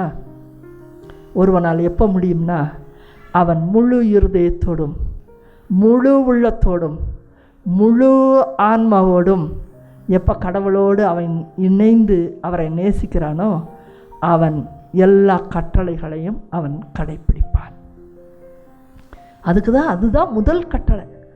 முழு இருதயத்தோடும் முழு உள்ளத்தோடும், முழு அப்படின்னா ஃபுல்லுன்னு அர்த்தம். ஆனால் எந்திரின்னு சொன்னால் நான் இன்னும் கொஞ்சம் நேரம் தூங்குறேன் அப்படின்னு சொல்லும்போது நீ முழுசாவே இல்லை. அந்த இடத்துல உன்னுடைய சுயம், உன்னுடைய எண்ணங்கள் எல்லாத்துலேயும் தடுத்தோம், எல்லாத்துக்கும் எதிர்த்து பேசுகிறோம் அந்த இடத்துல. அதனால தான் இன்றைக்கு கிறிஸ்தவர்கள் இடத்துல ஆவியானவர் இருந்திருந்தால் வல்லமை இருந்திருக்கும். இன்றைக்கி வல்லமை இல்லாத மக்களாக இன்றைக்கு நம்ம இருக்கிறோம். அப்படின்னா ஆவியானவர் இல்லை, கேட்குற திறன் இல்லை, புரிந்து கொள்கிற திறனும் இன்றைக்கு இல்லை. ஏன்னா முழு இருதயத்தோடும் முழுசாக அங்கே போக முடியல. இன்றைக்கி ஒரு கல்யாணம் பண்ணிட்டாங்கன்னா உடனே புருஷனோ பொண்டாட்டி அங்கேயே தான் விழுந்து கிடக்கிறது. ஒரு குழந்தை வந்துருச்சு, ஐயோ எனக்கு ஒரு குழந்தை வந்துருச்சு, அதனால் நான் வேறு எதையுமே என்னால் செய்ய முடியல. இது இயல்பு. நீங்கள் தப்பாக ரைட்டான்னு என்கிட்ட விவாதம் பண்ணாதீங்க, இயல்பான காரியம் தானே. அப்போது we are in 99.999% என்று ஒத்துக்கொண்டு போக வேண்டியதுதான், அவ்வளோதான். நம்ம அந்த கட்டத்தில் தான் இருக்கிறோம். அப்போ குழந்தையும் தூக்கிக்கிட்டு யார் கடவுளுடைய குரலுக்கு கீழ்ப்படுகிறாங்களோ, எப்போ அதுலேயும் ஜெபிக்கிறதுக்கு யார் நேரத்தை கொடுக்குறாங்களோ, எப்போவும் ஆண்டவருடைய சிந்தனையில் எவன் இருக்கிறானோ, பயப்படுகிறானோ, அவனிடத்துல தான் ஆண்டவர் பேசுவார். ஏன் கிராமத்தில் ஓரமாக உட்காந்துருக்கிற ஒரு அம்மா கிட்ட கடவுள் பேசுகிறாரு, கோயிலே உட்காந்துக்கிட்டு சிட்டி சைடில் கோயிலே உட்காந்து பாட்டு பாடி ஜெபிக்கிறவன்ட்ட ஆண்டவர் இல்லையே. ரெண்டுக்கு வித்தியாசம் இருக்குதுல்ல. நல்லா பெரியவங்க காலேஜுக்கெல்லாம் பிள்ளைகள் அனுப்பி ஃபாரினில் வச்சுருக்கிறாங்க, கடவுள் அவர்களிடத்துல இல்லை. கை குழந்தையோடு ஜெபிக்கிற ஒரு பெண்ணுக்கிட்ட கடவுள் இருக்கிறார். ஏன்னா 24 மணி நேரத்தையும் கடவுள் தான் கொடுக்கிறார் மனிதர்களுக்கு. அவன் திருப்பி கொடுக்குறானான்னு கடவுள் பார்க்கிறார். இன்றைக்கு மனிதர்கள் நேரத்தை கடவுளுக்கு கொடுக்க விருப்பம் இல்லை. தட்டி கழிக்க கழிக்க கடவுள் உங்களை விட்டு வெகு தூரத்தில் இருக்கிறார். அப்போது கலாத்தியர் ஆகமத்தில் நாம் பார்க்கிறோம், கலாத்தியர் 5:16 தூய ஆவியின் தூண்டுதலுக்கு ஏற்ப அவர் என்ன சொல்கிறாரோ அதை கேளு, உன் டிசையர்ஸ் ஆசைகள் சொல்லுக்கேற்ப நீ போகாத. நம்ம இன்றைக்கி ஒரு நாளாவது உட்காந்து நீங்கள் எதை செஞ்சாலும் ஆசைகளை நோக்கி ஓடுறீங்களா, இல்லை ஆவியானவர் சொல்கிறதுக்கு நீங்கள் செய்கிறீங்களான்னு ஒரு மணி நேரம் நீங்கள் உங்களோட டைம் எடுத்து நீங்கள் அதில் ஆராய்ச்சி பண்ணி பாருங்கள். ஆவியானவர் சொல்படியே இல்லைன்னா நம்முடைய வாழ்க்கை இந்த உலகத்திலேயே நாமே தான் வீண் பண்ணிக்கொண்டே இருக்கிறோம். நீங்கள் ஆவியானவர் இந்த தூண்டுதலை நீங்கள் செய்யலைன்னா ஊன் இயல்பின் இச்சைகளுக்கே நீங்கள் நிறைவேற்ற ஆரம்பிப்பீர்கள். உடல் என்ன சொல்லுது, பசிக்குதான் உடனே சாப்பிட சொல்லும். இங்கே ஒரு மெசேஜை கேளுன்னு சொல்ல வராரு, அதை தட்டி கழிச்சிட்டு ஒரு ஃபோனை போட்டு மணிக்கணக்காக யாருக்கிட்டே வெட்டி கதை பேசிக்கிட்டே இருப்போம். வெட்டியாகவே நம்ம திரிவோம், பல வருட காலம் போயிடும். ஒரு இறை வார்த்தையை தெளிவாக நமக்கு சொல்லவே தெரியாது. ஏன்னா அவ்வளவு ஆசைகளோடு நம்ம வாழ்கிறோம். எத்தனை வருஷமாக இருந்தாலும் நிறைய பேத்துக்கு இறை வசனமே ஒரு வசனம் கூட ஒழுங்காக சொல்ல தெரியாது. வசனத்தையே ஒழுங்காக சொல்ல தெரில. எப்படி நீங்கள் கடவுள் என் கூட தங்கியிருக்காருன்னு எப்படி சொல்ல முடியும்? சொல்லுங்கள் பார்க்கலாம். நாம் பல விதங்களிலே பின்தங்கி நோவாவினோடு இருந்த மக்கள் போல தான் இன்றைக்கு நம்ம வாழ்ந்து கொண்டு இருக்கிறோம். இரண்டாவதான காரியம், ஆவியானவர் உங்களோடு கூட வரும் பொழுது அவர் நாம் செய்கிற செயல்கள் இருக்கு இல்லையா, நீங்கள் தட்டி கழிக்கிறீங்கல்ல, உலகத்துக்காக தான் நான் செஞ்சேன், எனக்கு ஒரு குழந்தை வந்துருச்சு அதனால் செஞ்சேன், ஐயோ காலையில் எனக்கு ஒர்க் வந்துருச்சு அதனால் வேலை இருந்துச்சு நான் அதனால் போயிட்டேன், எல்லாம் நீங்கள் தட்டி கழிக்கிறீங்க. ஆனால் ஆவியானவர் இருக்கும் பொழுது அவர் யோவான் 16:8 பார்க்குறோம், அவர் இருக்கிறார் என்று சொன்னால் அவர் பாவம் எது, நீதி எது, தீர்ப்பு, இந்த மூணையும் சொல்கிறார். ஆகியவற்றை பற்றி உலகினர் கொண்டுள்ள கருத்துக்கள் தவறானவை என்று எடுத்து காட்டுவார். சரியானவைன்னு அவர் சொல்ல வரலையா? நீ நினச்சிட்ருக்கதெல்லாம் நீ ஓ நோக்கத்துக்கு நினச்சிட்ருக்க, தவறானது என்று சொல்லி காட்டுவாரா? உங்களுக்கு ஆண்டவர் இடித்துரைத்து எத்தனை நாள் ஆச்சு? நீ பாவத்திற்கு மேல் பாவம் செய்கிற, நீ ஜெபமே இல்லாமல் நீ கடவுளுடைய பணிகளை செய்து கொண்டு இருக்கலாம், நீ பெருமையோடு பணிகளை செஞ்சு கொண்டிருக்கலாம், நீ யார் கூடையாவது மனத்தாங்களோட நீ கடவுளுக்கு முன்னாடி நின்று கொண்டிருக்கலாம். வாய்க்கு வந்தபடி பேசிட்டு ஒரு மன்னிப்பு கேட்குற திறன் கூட இல்லாமல் நோக்கமாக நீ ஒரு வாழ்க்கை நடத்திக்கிட்டு இருக்கலாம். உன்னுடைய பணக்கட்டுகள் பின்னாடி இருக்கிற பண திமிரில் நீ என்ன வேணாலும் பேசிகிட்டு இருக்கலாம். கடவுள் உனக்குள்ளே இருந்தார்னா இடித்து சொல்வதை உன்னால் கேட்க முடியும். நீ பாவம் செய்கிறாய், நீ நீதியில் இல்லை, உனக்கு இப்படி தீர்ப்பு உண்டுன்னு சொல்கிறது அவர் சொல்லுகிறார். அந்த குரல் மனிதர்களுக்கு கேட்பதில்லை. தொடர்ந்து அவங்க பாட்டுக்கு போயிட்டுருக்காங்கன்னா, தொடர்ந்து செய்கிறார்கள் என்றால் குரல் கேட்கவே இல்லை என்று அர்த்தம். நம்முடைய செயல்கள் தவறானவைன்னு இடித்து உரைப்பார். சொல்கிறேன் உங்களுக்கு. இன்றைக்கி காலையில் அதிகாலையில் நான் ஜூம் மீட்டிங்கில் ஒரு தியானம் கொடுக்க வேண்டி இருந்தது. எனக்கு யாருமே ஞாபகப்படுத்தலை, எனக்கும் ஞாபகமே இல்லை. இதுக்காக நிறையா குழுக்கள் இருக்கிறாங்க, ஞாபகப்படுத்துறது சொல்கிறதுக்கு எத்தனையோ மக்கள் இருக்காங்க, அந்த குரூப்புக்குள்ளே இருக்கிறாங்க. அப்போ ஒரு 300 பேர் இருக்கிற இடத்துல ஒருத்தருமே ஞாபகப்படுத்தலை, எனக்கும் ஞாபகம் வரல. என்னுடைய தவறும் இருக்குது, எனக்கு ஞாபகம் வரல. சரி, அப்படி இருக்கிறப்ப காலையில் எந்திரிச்ச உடனே 6 மணிக்கு நான் எந்திரிச்சு சும்மா மெசேஜ் அப்படி பார்க்குறேன். ஐடியெல்லாம் போட்டிருக்காங்க. 5:15 மக்கள் காத்துட்ருக்காங்க. நான் போகவே இல்லை. எனக்கு ரொம்ப அதிர்ச்சி ஆகிடுச்சு. அது கால நேரத்தில் ஒரு அதிர்ச்சி வந்துச்சு பாருங்கள். என்னது, இன்றைக்கி தியானம் கொடுக்கணுமா? இது கொஞ்சம் நாளைக்கு முன்னாடி சொல்லி நடுவில் கேப் ஆகிடுச்சு. அதனால் எனக்கு அந்த ஞாபகங்கள் இல்லை. எனக்கு ஏன் யாருமே சொல்லலை அதை? அது எனக்கு ரொம்ப கசப்பு, வேதனை. நமக்கு உண்டான மரியாதையை அவங்க கொடுக்கல, நம்மளை யாருமே மதிக்கலை. இந்த ஒரு எண்ணங்களையெல்லாம் எனக்கு மேலே கொண்டு வந்துச்சு. நான் அப்போ உடனே அமைக்கிட்டு அதெல்லாம் இப்போ தேவையில்லை. 3/4 மணி நேரமாக மக்கள் காத்திருக்காங்க. உடனடியாக போய் முகத்தை மட்டும் கழுவிட்டு ஜூமில் நான் உட்கார்ந்தேன். எதை பிரசங்கிக்க வேண்டும் என்றால் அது வருஷக்கிரகமாக போகுது. அப்போ இன்றைக்கி பிரசங்கிக்க வேண்டிய வார்த்தை என்னவென்று சொன்னால், நீங்கள் ஒரு மனத்தவராக இருங்கள் என்ற வார்த்தை. எனக்கு என்ன ஆகுதுன்னா, அவங்க ஒரு மனத்தவராகவும் நான் ஒரு மனத்தவராகவும் இருப்பது போல் பெரிய இடைவெளியாக இருக்குது. அப்போது நான் எதை சொல்கிறதுனே எனக்கு புரியல, எனக்கு பிரசங்கிக்கவே முடியலை. எனக்கு கோபம்தான் அதிகமாக இருந்தது. அப்போ நான் சொன்னேன், என்னால் பிரசங்கிக்க முடியல. நீங்கள் ஒளிந்து ஒரு அன்பு இல்லாமல், இப்போ அவங்க தனியாக இருப்பாங்க, இல்லாட்டி அவங்களுக்கு சுகம் இல்லாமல் இருக்க ஒரு இன்டிமேஷன் கொடுப்போம். கடவுள் எத்தனையோ பேரிடத்துல சொல்லியிருப்பார். அவங்க யாருமே அந்த குரலுக்கு செவி மடுக்கலை ஒரு பக்கம். இன்னொரு பக்கம் நிறையா பேர் ஐயோ எனக்கு அப்படி தோணவே இல்லை, நான் கரெக்டாக ஜூம் ஐடிக்கு வந்துடணும், அந்த தியானத்தை கேட்கணும்னு தெரிஞ்சிச்சு, ஆனால் உங்ககிட்ட சொல்லணும்னு எனக்கு வரவே இல்லை அப்படின்னு நிறைய பேர் சொன்னாங்க. அப்போ என்ன அர்த்தம்? எந்த அன்பும் இல்லை, நான் வாங்கிறதுக்கு தான் வந்திருக்கிறேன். இந்த எண்ணம் எனக்கு கிடச்சா நான் வாங்கிக்குவேன், உனக்கு கொடுக்குறதுக்கெல்லாம் எனக்கு எதுவுமே இல்லை. அப்போ வெகு தூரம் இந்த மக்கள் ரொம்ப கசப்பாக இருந்தது. அப்போது நான் பிரசங்கிக்கலை அப்படின்னு சொல்லி நான் முடித்து விட்டேன். ரொம்ப கோபம், வருத்தம், ஒரு அவநம்பிக்கை எல்லாமே சூழ்ந்த நேரமாக இருந்துச்சு. இப்போது நான் கடவுள்கிட்ட பேசணும், அவருடைய குரல் எனக்கு தெளிவாக கேட்கணும், அவர் என்ன சொல்கிறாரோ நான் கீழ்ப்படியும் நான் முடிவு பண்ணிட்டேன். போய் லேப்டாப்பில் போய் ஏன் மக்கள் குரலை கேட்பதில்லை, கடவுளோட குரலை கேட்பதில்லை என்று நான் டைப் அடித்தேன். எடுத்த உடனே என்ன திரும்ப வந்துச்சு? மோயிசனும் கடவுளின் குரலை கேட்கவில்லைன்னு வந்துச்சு. அது எனக்கான அடின்னு நான் எடுத்துக்கிட்டேன். மோயிசனும் ஒரு இடத்துல தவறு செய்தான், அதுதான் முதல்ல வந்துச்சு. நான் அதை அப்படியே படித்து பார்த்தேன். உண்மைதான், எல்லா மனிதர்களுக்குள்ளேயும் பலவீனம் இருக்கிறது. நான் கொஞ்ச நேரம் தியானித்தேன். எல்லா மனிதர்களுக்குள்ளேயும் பலவீனம். என்னுடைய காரியத்தை இன்னும் திறமாக செய்கிறதுக்கு, நான் எடுத்து செய்கிறதுக்கு நான் தான் இன்னும் முயற்சி எடுக்கணும். யாரோ சொல்லுவாங்க, யாருமே சொல்ல மாட்டாங்க. இந்த உலகம் அப்படித்தான் இருக்கும். இந்த உலகத்துக்கு இன்னொருத்தர் மேலே அக்கறையே கிடையாது முதல்ல.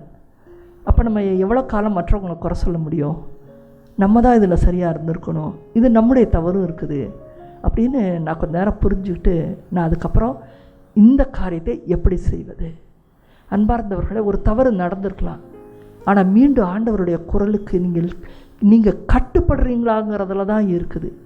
மனிதன் விழுந்து கொண்டே தான் இருப்பான், ஆனால் எழுந்து நிற்கிறானாங்கிறதுல தான் இருக்குது. ஆனால் இன்றைய மக்கள் விழுந்து விழுந்து எந்த தவறும் நான் செய்யலைன்னு அதிலிருந்து பாடம் கற்றுக்கொள்ளாமல் அதிலிருந்து நல்ல விஷயங்களை எடுத்துக்கொள்ளாமல் மீண்டும் வந்து ஆண்டவர் முன்னிலையில் அவருடைய இரக்கத்தை பெற்றுக்கொள்ளாமலேயே மீண்டும் வாழ ஆரம்பிக்கிறாங்க. அங்கே தான் தவறு நிகழ்கிறது. எல்லா மனிதர்களும் தவறுக்கு உட்படுறவங்க தான். என்னுடைய தவறை நான் தெரிஞ்சுக்கிட்டப்ப நான் ஆண்டவர்கிட்ட சொன்னேன், நான் இனிமேல் ரொம்ப கேர்ஃபுல்லாக இருந்துக்கிறேன். It's my mistake too. நான் வந்து நாளைக்கு என்னென்ன நிகழ்வுகள் இருக்குன்னு நான் முந்தின நாள் யோசிச்சிருக்கணும். I will do it from now on. என்னோடய காரியத்தை நான் கரெக்டாக செய்ய பார்க்குறேன் ஆண்டவரே. It's my mistake. நான் புரிந்து கொண்டேன்.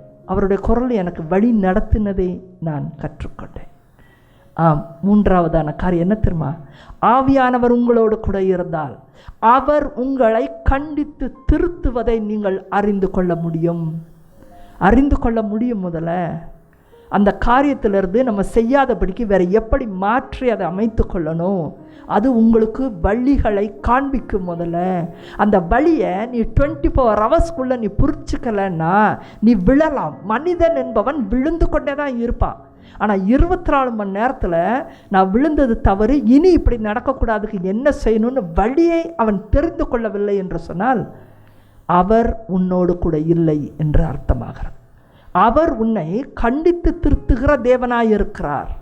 தானே இறைவார்த்தை சொல்லுது. 2 தீமோத்தேயு 3:16 நாம் பார்க்கிறோம். ஒவ்வொரு இறைவார்த்தையும் அனைத்து மறைநூல் அனைத்தும் நீ கொஞ்சம் படித்தாலும் சரி, முன்னாடி படித்தாலும் சரி, பின்னாடி படித்தாலும் சரி, நீ ஓல்ட் டெஸ்டமெண்ட் படித்தாலும் சரி, நியூ டெஸ்டமெண்ட் படித்தாலும் சரி, மறைநூல் அனைத்தும் கடவுளின் தூண்டுதல் பெற்றுள்ளது. அது உனக்கு கற்பிக்கிறது, கண்டிக்கிறது, சீராக்குகிறது. நீங்கள் என்ன சொல்கிறீங்க? எனக்கு அது தப்புன்னு பட்டுச்சுங்க. அது என்னங்க போர்ஷனாக அப்போ ஹோலி ஸ்பிரிட் வேலை செய்வாரா? கண்டிக்கிறது மட்டும் தப்புன்னு தெரியுதா? கண்டிச்சாருன்னு தெரியுதா? ஏன் சீராக்கலை? உங்களை கேள்வி கேளுங்க.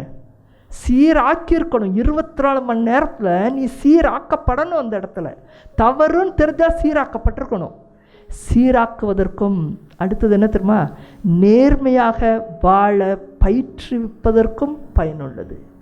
சீராக்கி நேர்மையான வாழ்க்கைக்கு அது உங்களை கொண்டு வந்து சேர்க்க வேண்டும். ஆனால் நம்ம செஞ்ச தப்பையே திருப்பி 2வது தடவை, அடுத்த மாதம் ஒரு தடவை, அப்புறம் மாதத்துக்கு 2 தடவை ஒரே மிஸ்டேக்கு திருப்பி போகுதுன்னா கடவுள் கண்டிக்கிறாரு, நம்ம சரியாக கேட்கவே இல்லை. ஏன்னா நம்ம அசால்ட்டாக விட்டோம். அதுலேருந்து நம்ம சீராக்கவே இல்லை, நம்ம சரியாகலை. அதிலிருந்து நம்ம நேர்மையாக மாறவே இல்லை. அதனால தான் ரிப்பீட்டட் மிஸ்டேக்ஸ் ஹேப்பன். இறையடியார்களுடைய ஒவ்வொருவருடைய வாழ்க்கையிலும் சில இடங்களில் தவறாகும் பொழுது அவர்கள் உடனடியாக கற்றுக்கொள்கிறார்கள். ஏன்? முழு இருதயத்தோடும், முழு உள்ளத்தோடும், முழு ஆன்மாவோடும் கடவுளை நேசிக்கிறார்கள். அதனால தான் 24 மணி நேரத்தில் அவர்களால் எழுந்திருக்க முடிகிறது. ஆவியானவரோடு நீங்கள் வாழ்வீர்கள் என்று சொன்னால் அவர் அதை போன்ற மக்களோடு உங்களை இணைப்பார். அந்த மக்கள்கிட்டேருந்து ஒவ்வொரு நாளும் நீங்கள் கற்றுக்கொள்வீங்க. He joins us with the believers.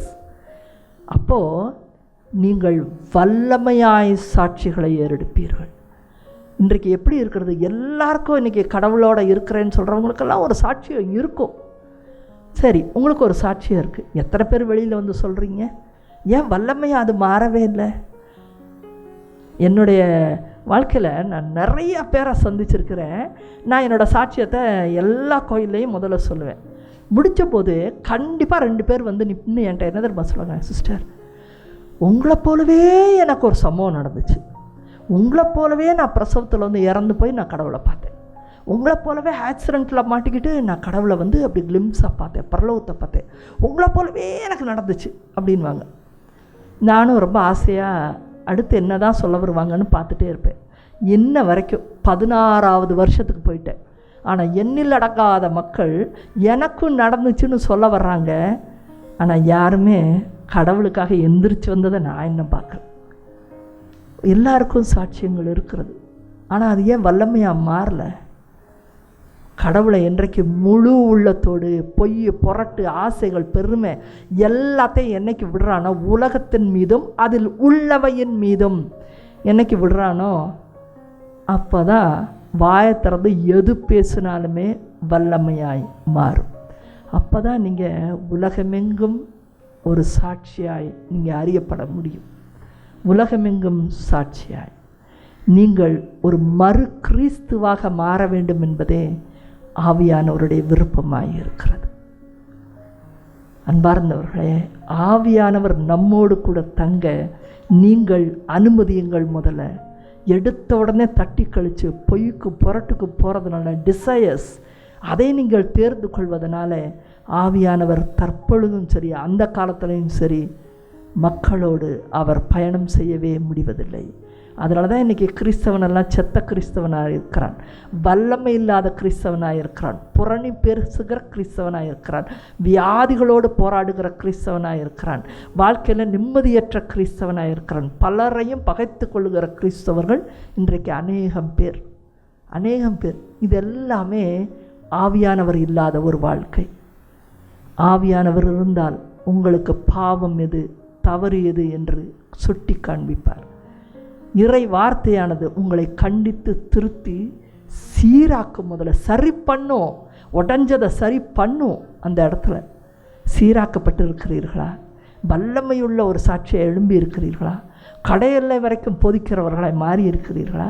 இயேசுவின் மறுசாயலாய் மாறி இருக்கிறீர்களா? இதெல்லாம் தான் ஆண்டவரின் குரலை கேட்பவர்களுக்கு நடக்கிற காரியம். ஆனால் ஒவ்வொரு முறையும் நான் நினச்சேன் செய்யலை, நான் அப்படி இருக்கணும்னு ஆசைப்பட்றேன் ஆனால் முடியலை, இந்த காரியம் எங்கள் வீட்டில் இப்படி ஒரு காரியம் நடக்கிறதுனால நான் இப்படி செய்யலை என்ற காரண காரியத்தை கற்பித்து கொண்டே இருந்தோம் என்றால் அந்த 99.999% போலவே நாமும் வாழ்ந்து மடிவோம். நமக்கு கொடுக்கப்பட்ட வாழ்க்கையை நம்ம கடைசி வரைக்கும் உணராமலே நாம் சென்று கொண்டே இருப்போம். ஆண்டவர் மீண்டுமாய் நோவாவின்றத்தில் பேசும் பொழுது அவர் சொன்னார், எனது முன்னிலையில் மனிதர்கள் எல்லோரையும் ஒழித்து விடப் போகிறேன். ஏனென்றால் இந்த மண்ணுலகு வன்முறையினால் நிறைந்திருக்கிறது. ஆனால் உன்னோடோ ஓர் உடன்படிக்கையை நான் நிலைநாட்டுவேன் என்று சொன்னார்.